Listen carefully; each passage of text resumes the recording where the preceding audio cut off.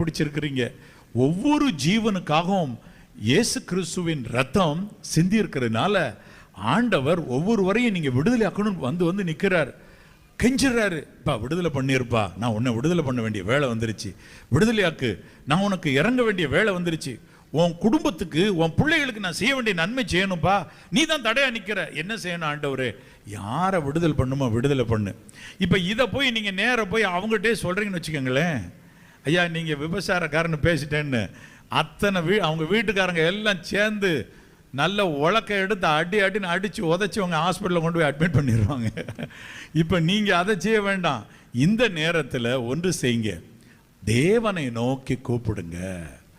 ஆலயத்தில் போய் நீங்கள் கூப்பிடலாம், அல்லது உங்கள் வீட்டில் ஜெபாரே கதவை பூட்டிட்டு கூப்பிட்டு சொல்லுங்க.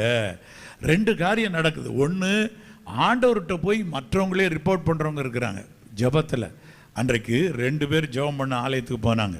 ஒருவன் போய் சொல்கிறான், அந்த ஆயக்காரனை போல நான் இல்லை ஆண்டவரே, விபச்சாரக்காரரை போல நான் இல்லை, கள்ளரை போல நான் இல்லை, கொலைகாரனை போல நான் இல்லைன்ற மாதிரி அழகாக எடுத்து ஜெபம் பண்ண ஆரம்பிக்கிறான். இப்போ நீங்கள் போங்க, ஆண்டவரே நான் அந்த எதிர் வீட்டுக்காரனை விபச்சாரக்காரன் என்று மற்ற இடத்துல சொன்னேன், என்னை மன்னியும். கேட்பீங்களா? கேட்க முடியாதா? ஆமாம். இப்போ ரிமோட்டாக தூரத்தில் இருக்காங்க. நீங்கள் எத்தனையோ தவறான இச்சையான பார்வையோடு நீங்கள் ட்ரெயினில் போனப்போ பஸ்ஸில் போனப்போ எத்தனை பேரை பார்த்துருப்பீங்க. அத்தனை பேர் பார்த்து எப்போ மன்னிப்பு கேட்கறது முடியுமா? அவர்களுக்கெல்லாம் இன்சார்ஜாக இருக்கிற மீட்பர் இயேசு கிறிஸ்து, பிரதான ஆசாரியன் இயேசு கிறிஸ்து, அவர் காலில் வந்து விழுங்க.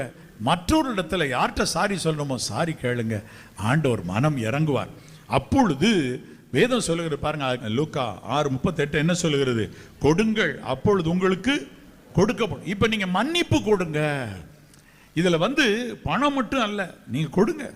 மற்றவர்களுக்கு, ஏழை எளியவர்களுக்கு, திக்கற்றவர்களுக்கு உதவி செய்யுங்க. ஆம், தேவனுடைய ராஜ்ய கட்டுமான பணிக்கு தவறாமல் கொடுங்க, நல்லது. ஆனால் அதெல்லாம் விட இன்னொன்று பெரியது இருக்கு. உங்ககிட்ட கொடுக்காம நீங்க வச்சிருக்கிற ஒண்ணு, மன்னிப்பு கொடுக்காம இருக்கிறீங்க. மன்னிக்க மாட்டேன்.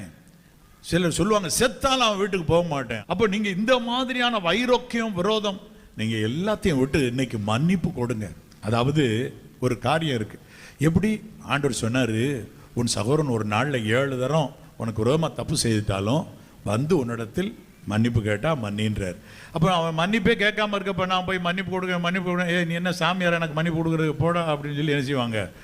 விரட்டி, நீ சின்ன பையன், நீ என்னையோட வயதில் மூத்தவங்களுக்கு மன்னிப்பு கொடுக்குறியா அப்படி சொல்லி கேட்பாங்க. அப்போ ஆண்டவர்